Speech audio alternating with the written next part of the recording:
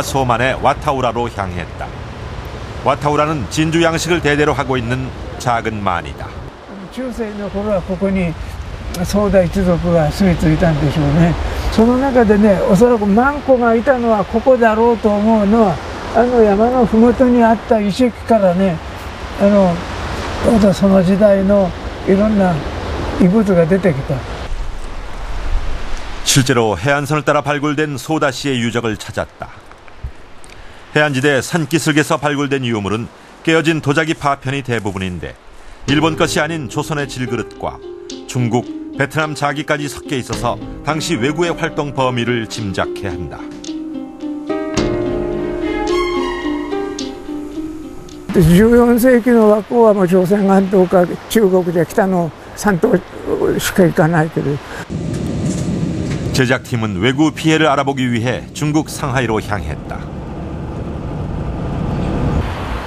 먼저 찾은 곳은 상하이 도서관.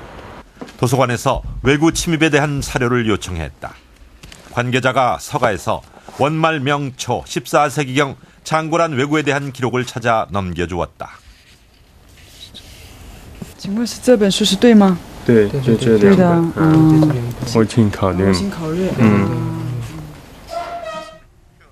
이 문헌은 청조 걸륭제 때 편찬한 중국 최대 총서 사고 전설을 보충 증보한 책이다.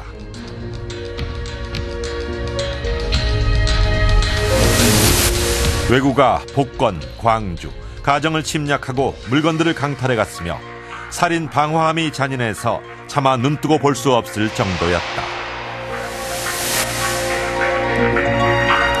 해안 부근의 방어진을 구축해서 왜구로 하여금 해안에 오르지 못하게 하고 왜구가 상륙했을 때는 급습해서 이들을 방어하도록 했다. 저장성 닝보에 자리한 진해구 해방역사 기념관. 이곳에는 원말 명초, 왜구가 피해 입힌 지역을 일목요연하게 정리해놓은 지도가 눈에 띈다.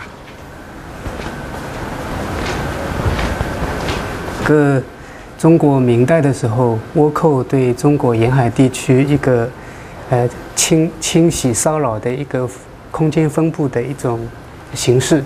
以这个宁波镇海，过去叫定海，统计下来有1万多户人家被倭寇所杀害，那么大概有6万多人死于倭寇的这个侵扰，在这个地方。 왜구는 주로 계절풍을 이용했는데 3월에서 5월 동북풍이 불 때는 상해와 항주, 절강성 지역을 침략하고 동풍이 불면 복건 지역으로 옮겨갔다.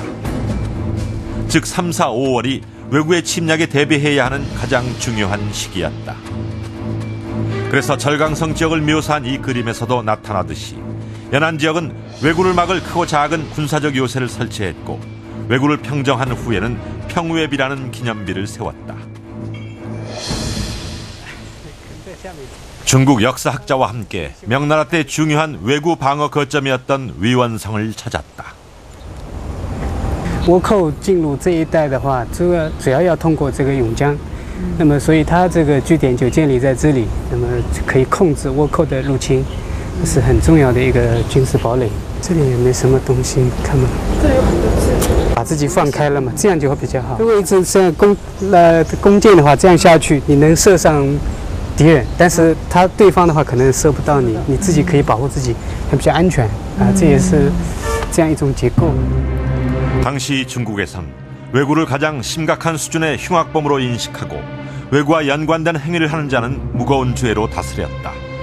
그만큼 왜구는 중국 정부와 백성 모두에게 심각한 피해를 입혔던 것이다.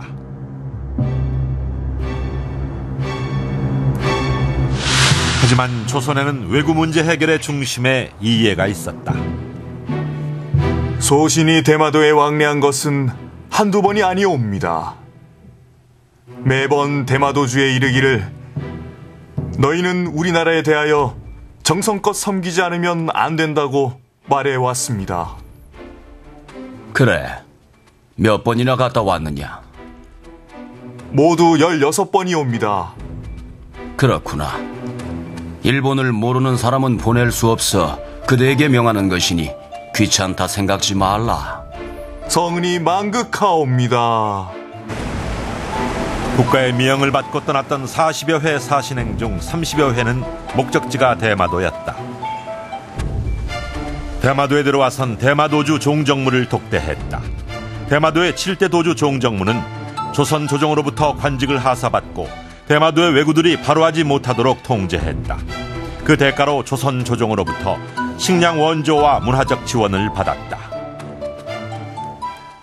조선의 그 왜구 대책에 가장 적극적으로 순응한 인물이 대마도주 그 종정무입니다. 朝鮮王と協力してずっとこれを進めたのがそう貞重だったん。 조정에선 종정무를 치하하기 위해 조미 150석과 콩 150석을 배에 실어 보내며 신의를 표했다. 1418년 조선과 우위가 돈독했던 종정무가 사망한다. 향토사학자 나가도메 선생과 함께 그의 무덤을 찾았다. 소박하게 씌어진 무덤 안내 팻말만이 지키는 이곳. 7대 대마도주 종정무 그리고 8대 종정성의 무덤이다.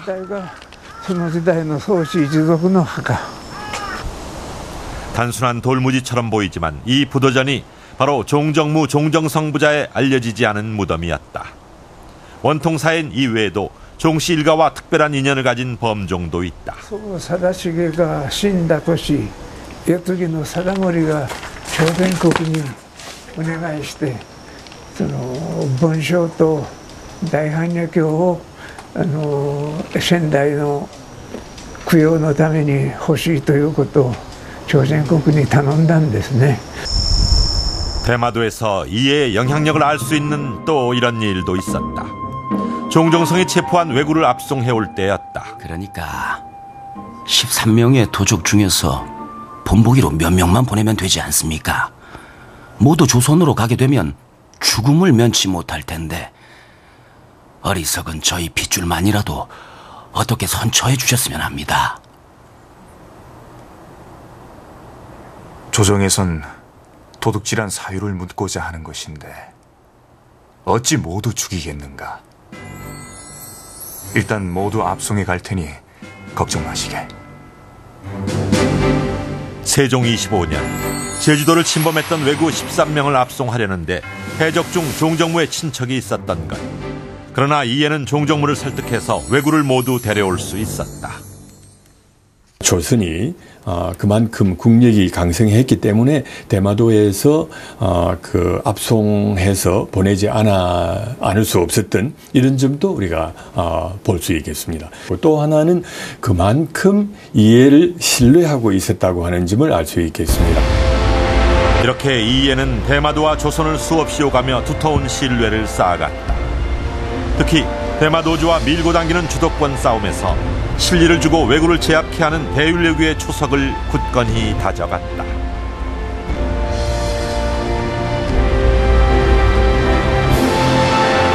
조선의 통신사 이해의 이력을 살펴보면 특별한 점이 있습니다. 그는 양반 출신이 아니었습니다. 조선 왕조실록은 이해가 울산의 향리였고 직책은 기관이었다고 기록하고 있습니다. 향리는 지방 관아의 하급 관리인데 그의 승진 코스가 아주 특별합니다. 이해는 1397년 25살에 아전의 신분을 벗고 벼슬을 받았습니다. 이후 종 5품 좌군부사직에서 호군, 대호군, 상호군, 첨지중추원사, 종 2품 동지중추원사까지 승승장구합니다. 현재로 치면 동사무소 직원에서 차관보까지 오른 것입니다. 그런데 그가 이렇게 승진을 거듭할 수 있었던 배경에는 기구하고도 슬픈 개인사가 있었습니다. 왜구의 노략질이 극에 달했던 고려 우왕 7년 울산군에 들이닥치는 왜구로 인해 마을은 아수라장이 되고 당시 8살이었던 소년 이해는 왜구의 소나귀에 어머니가 납치당하는 아픔을 겪게 된다. 그리고 24살이 되던 해 멈추시오! 멈추시오! 나는 울주군의 녹을 먹는 이해라는 사람이요. 군수를 모셔야 하니 나도 데려가 주시오.